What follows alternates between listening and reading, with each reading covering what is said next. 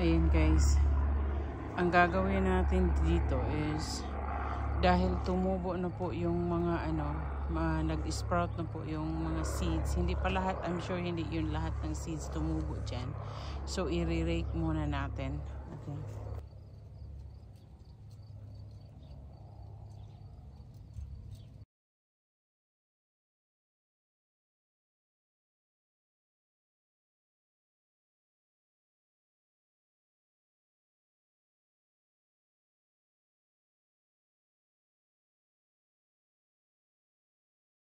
So ayun, na-rake na po natin na yung area.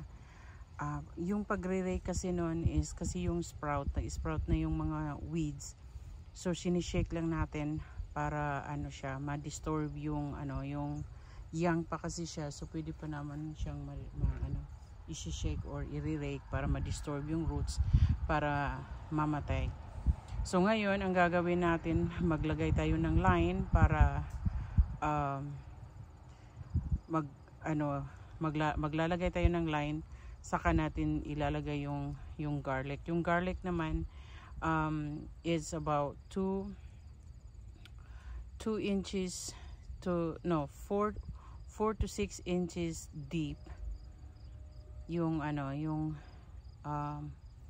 pagplant ng garlic, and then it's about 2 to 4 inches apart.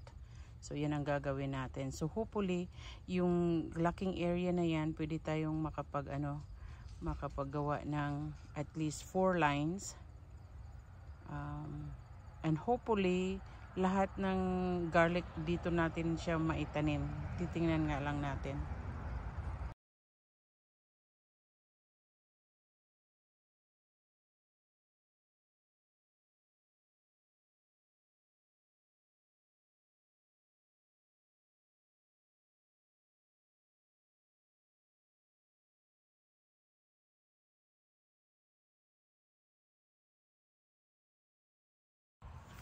Ayan, super loose kasi yung soil natin. Kahit gagamitan ko po siya ng stick para sa hole niya, mag-collapse yung soil dahil sa very loose yung very sandy yung soil. So ang gagawin natin is talagang gagawa tayo ng line, yung gaya ng first line ng ganyan, para na lang natin siya, yung paglagay fair. Kasi kung yung dati kasi ang ginagamit ko yung yung stick, tapos inano ko lang yung hole, pero dahil nga very loose yung soil natin, so ang gagawin natin is lalagay tayo ng line ng ganyan.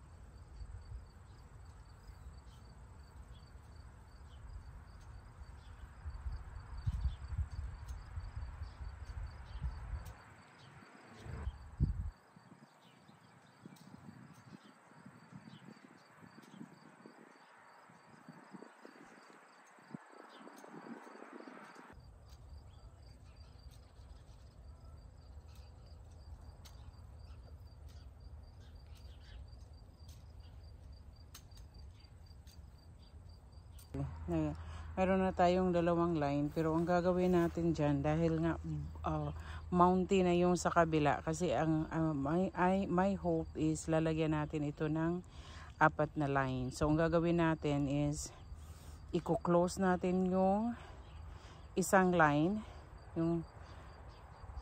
tapos saka tayo gagawa ng another line.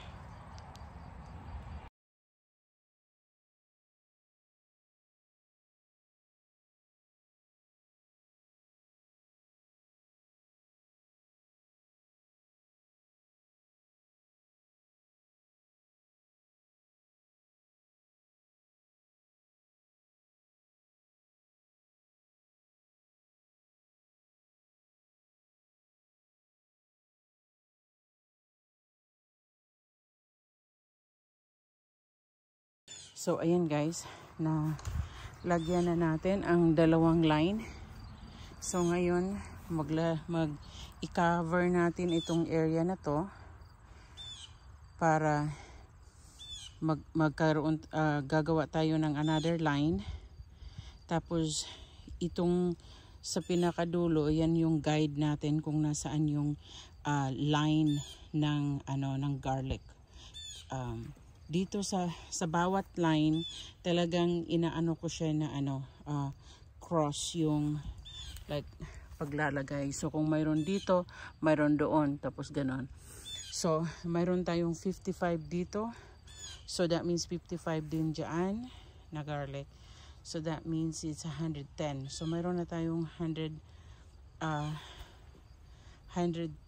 na nandito. So ang ibig sabihin yan, kung maglagay tayo ng dalawang line dito sa kabila, kung magdalawa na ng line, that means that's another 110. So that makes it 220. So sa isang bed pala dito, makatanim lang tayo ng 220.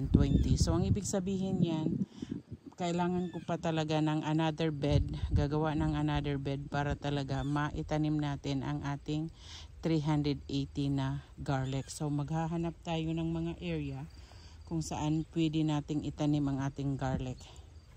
Okay, so tatapusin natin yan. Ang gagawin lang natin, like I said, i-rake po natin ang meadow na to para makagawa tayo ng i-cover lang natin siya.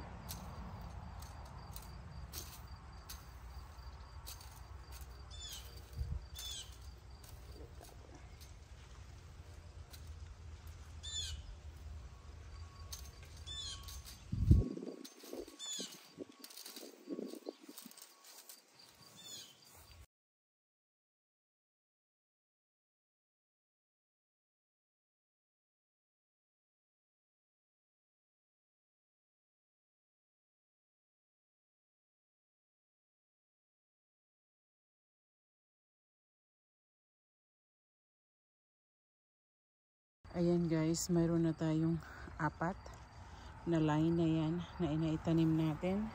Parang I recount it, parang yung some of the lines is like 56, some of them is 55, or maybe I just miscounted, but it really doesn't matter. So ibig sabihin nun is we have at least 220 for this bed. So mayroon tayong leftover here. There's more, so that would be like 100 plus, or like 220. So it's 160. So mayroon tayong 160 na kailangan pa natin i-plant somewhere. So sa ngayon na i-close na natin yung both side, and then hahanap tayo ng another beds.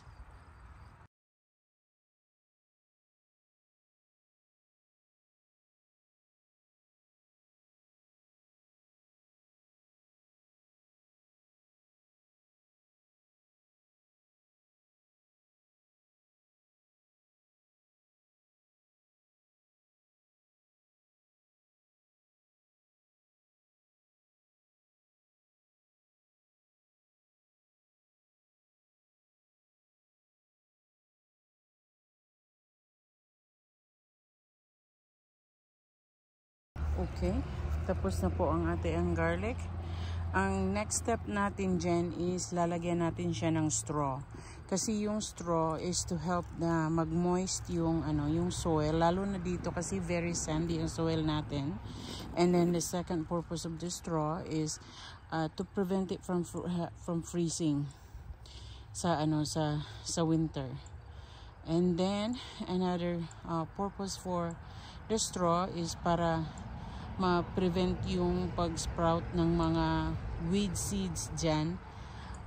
May possibility pa rin talaga na na mag-sprout yan, pero pag mayroon siyang straw, mabilis na siyang i-remove or yung iwi-weed natin. So sa ngayon, muna natin, hahanapan natin ito ng area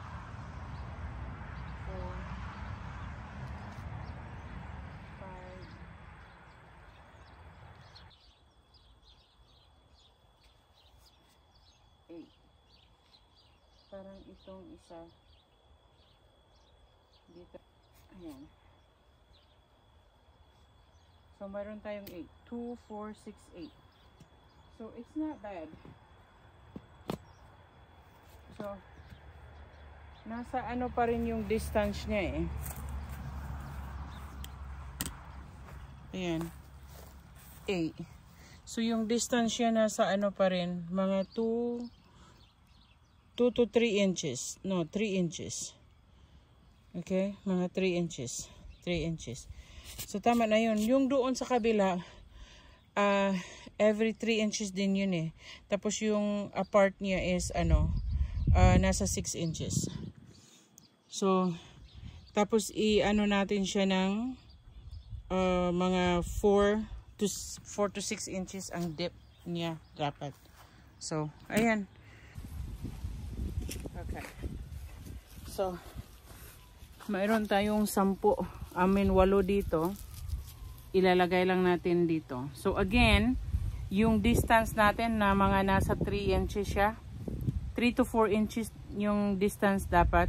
Pero ito, dahil nga nasa tayo, pwede naman 3 inches. Tapos ito mga siguro 4. So, mga 3 to 4 nga to. Okay? So, ayan. Tapos, yung lalim naman ng ng garlic, mga nasa siya eh. 4 to 6 inches dapat natin siya ilalagay. So, ipupush ko pa yon more. Ayan. Tapos, maprotektahan pa rin yan sa frost kasi lalagyan pa sa naman natin siya ng straw. So, ayan lang. Tapos, i-cover na lang natin ng ganyan. Tapos, later, lalagyan nga natin siya ng straw. So, kukuha nga ako ng straw para mag-demonstrate din ako ng straw. Okay, so, ito yung straw. Ayan. Now, itong straw naman, marami din itong mga seeds ng wheat. So, tutubo din yan dyan. Pero, okay lang, madali lang naman siyang madali lang naman siyang ibunutin yung yung straw. So, ayan lang guys. So, pag tutubo na yung garlic na yan, ayan, tutubo na yan siya dyan, mapoprotektahan din siya ng straw. Okay? Ayan, okay na yun. Tutubo yan dyan, lalabas yan. Ayan lang. Lalagyan din pala natin siya ng tubig, para yung tubig din mag-hold din yung yung tubig dito sa straw para hindi lilipad yung straw. So, ayan lang.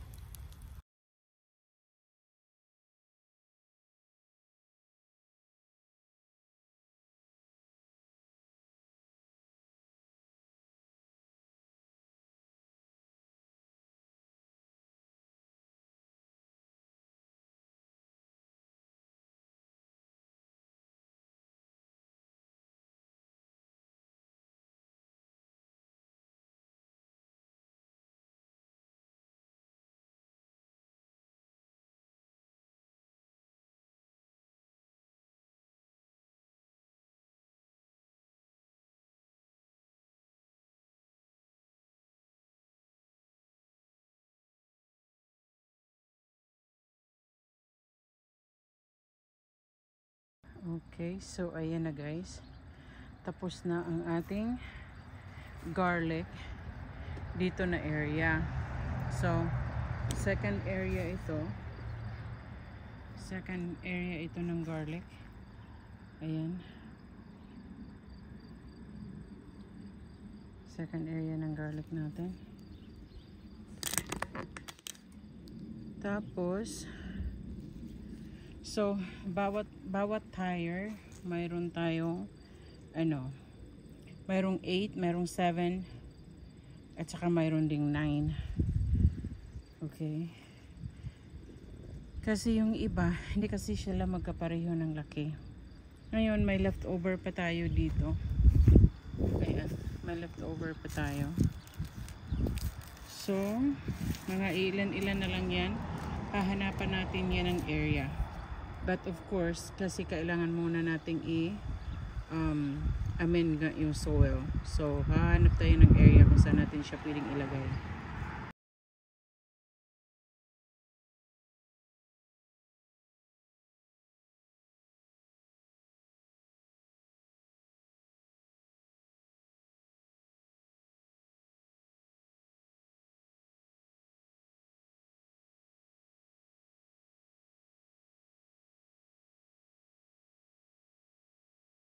So, ayan, nilinya mo muna natin. Tapos, very soft naman yung soil. So, pupush lang natin. Pwede na rin yan.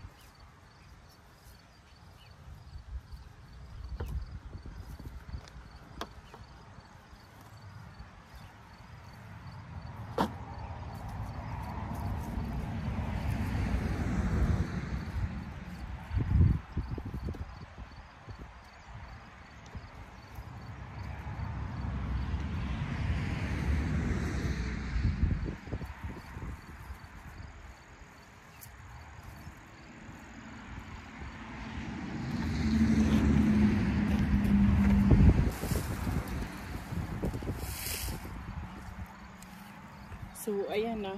Tapos na. Lalagyan na lang natin yan ng straw. Yung sa ano din, yung sa kabila, kailangan din ng straw. So, ito din kailangan natin siya ng straw. So, yan muna for today. At least tapos na yan.